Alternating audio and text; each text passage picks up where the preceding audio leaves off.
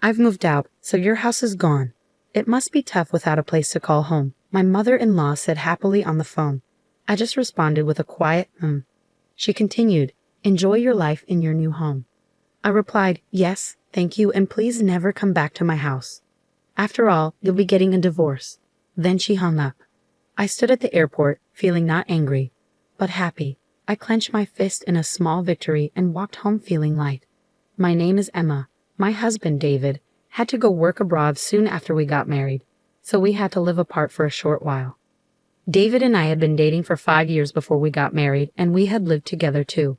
We trusted each other a lot because of our long relationship. I wasn't worried about David cheating on me. I just hoped he stayed safe while he was away. Our days should have been calm, even though sometimes I felt lonely, but things got complicated when my mother-in-law decided to move into our house. She got divorced when David was young. When she found out David was going overseas, she said, I'll keep an eye on you, Emma, to make sure you don't cheat. She started living in our house without asking us first. It turns out she was cheated on and left by my father-in-law, who disappeared afterwards. Worried the same thing might happen to David, she decided to watch over me. But her constant spying made life really hard. I felt desperate, so I asked David for help. He kept telling his mom to leave, but she wouldn't listen. David trusts you too much, Emma. I can tell you'll cheat. She accused me for no reason, giving me a headache every day. No matter what I did, she thought I was being unfaithful. She wouldn't even cook dinner for me. She'd use food from the fridge to make her own meals, never leaving any for me, and she didn't buy groceries herself. She used the ones I bought, leaving me with nothing when I came home. I complained about it, but my mother-in-law didn't seem to care or listen. I bet you're out having dinner with your boyfriend since you're cheating, she'd say, which made me really upset. Even when I came home late from work and started cooking, she'd make a scene, saying, you must be cheating if you come home at this hour, leaving your mother-in-law alone. During my busy work times when I often came home late, she'd always accuse me of cheating. It stressed me out so much that I felt sick.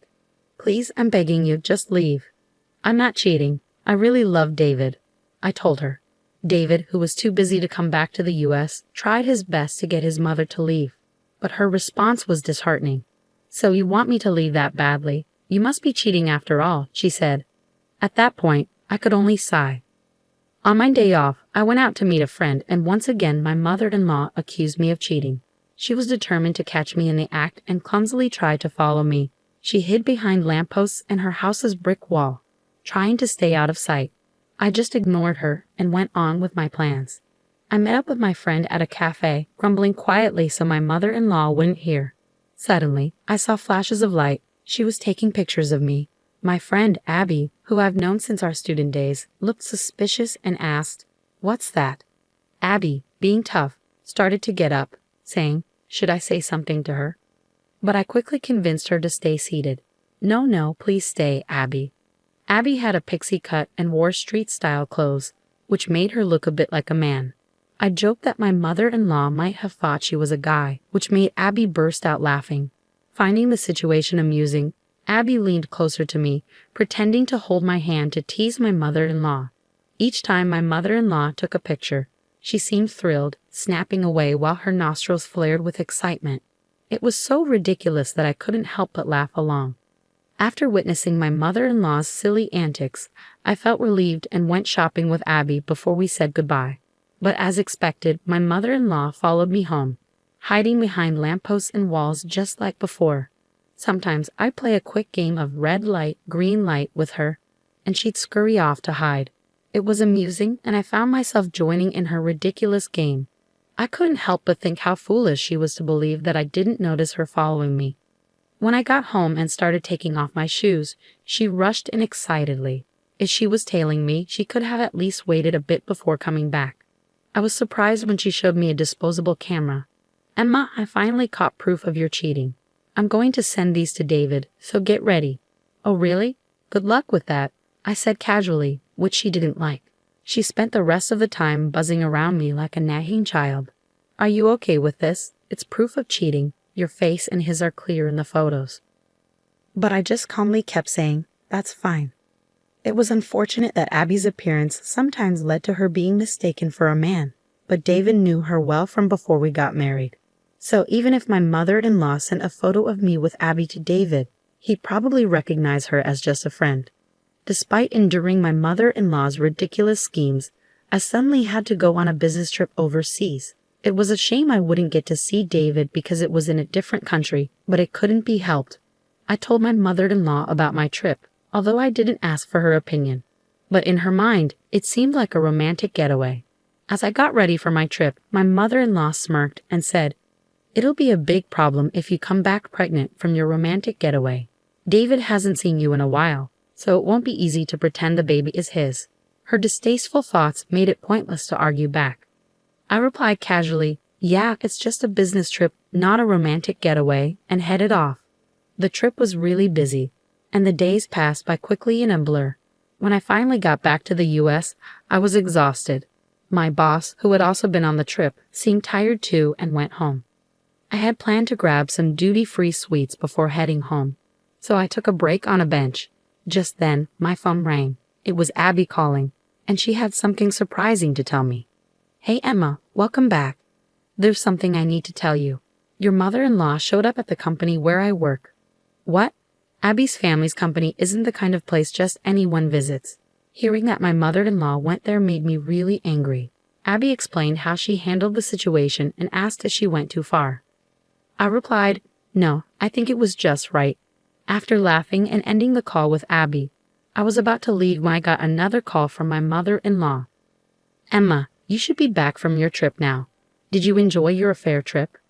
I said, "It wasn't an affair trip, and I didn't particularly enjoy it because I went there for work." "Well, I've already sent David the evidence photos." I simply responded with, "I see" to my mother-in-law, who seemed pleased with herself. Ignoring my lack of reaction, she just kept on talking. "Actually, I moved, so your house is no longer there. I sold the old house. So you must be struggling without a place to go back to. But hang in there," my mother-in-law cheerfully said. I responded with an uninterested huh as she laughed happily. "Enjoy your life in your new house." "Thank you, and please never come back to our house. After all, you're going to be divorced soon." After my mother-in-law hung up, I stood in the airport for a while. But slowly, I felt better. It wasn't anger in my heart, but joy. I did it. I pumped my fist a little and started my journey home with a light step.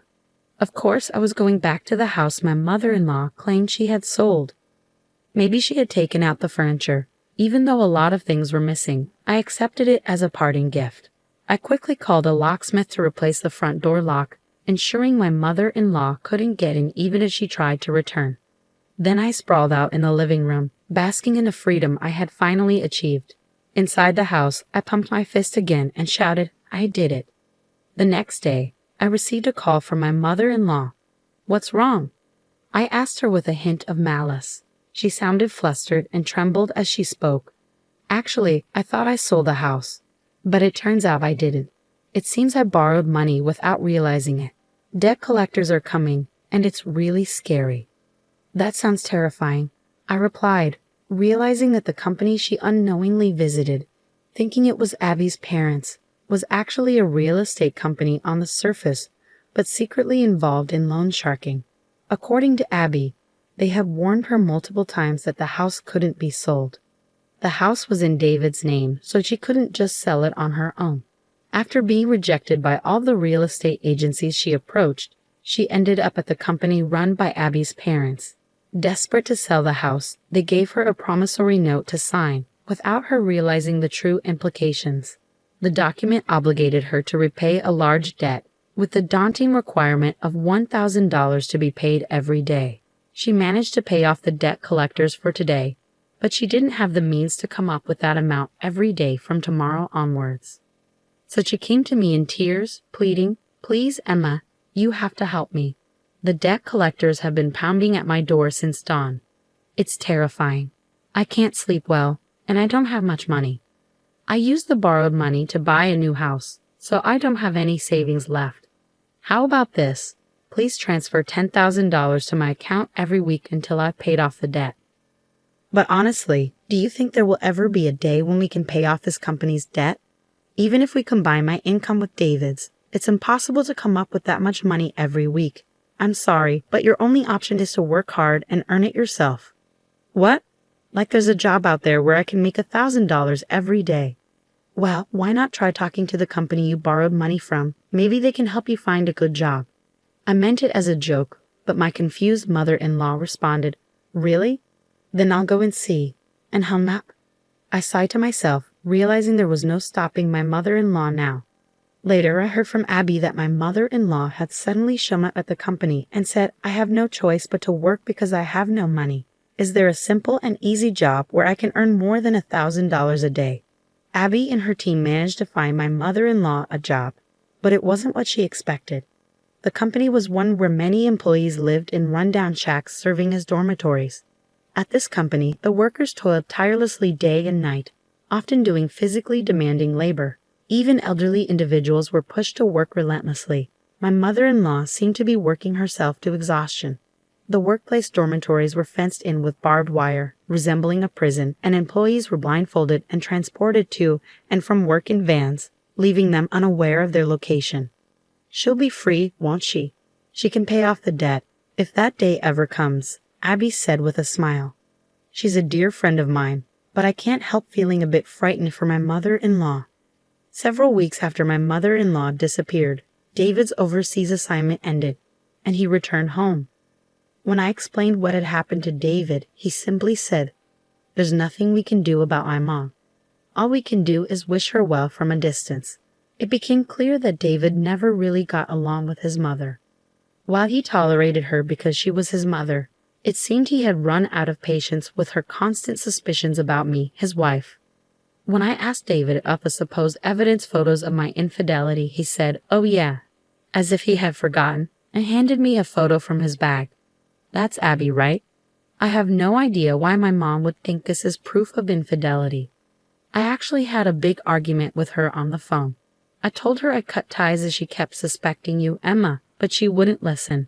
It really frustrated me, but I thought this was a good picture, so I brought it home." It's true, my mother-in-law might have had a talent for photography. What a shame. The photo she took of Abby and me, with the beautiful scenery in the background, had a certain style, like a page from a photo album. It was amusing how Abby was playfully making a peace sign behind her back. That was just so like her. We really owe Abby a lot. We should visit her properly sometime soon. Just be careful not to sign any documents she might try to give you. I'll never sign anything from Abby. David and I chuckled together. Finally, we were able to live like a newlywed couple. We had no idea what happened to my mother-in-law after that, but she's probably still working hard somewhere in the States. We could have found out where she was by asking Abby, but neither David nor I had any desire to track her down. David and I continued to live happily together, and eventually we welcomed our first child. We're enjoying our blissful days together.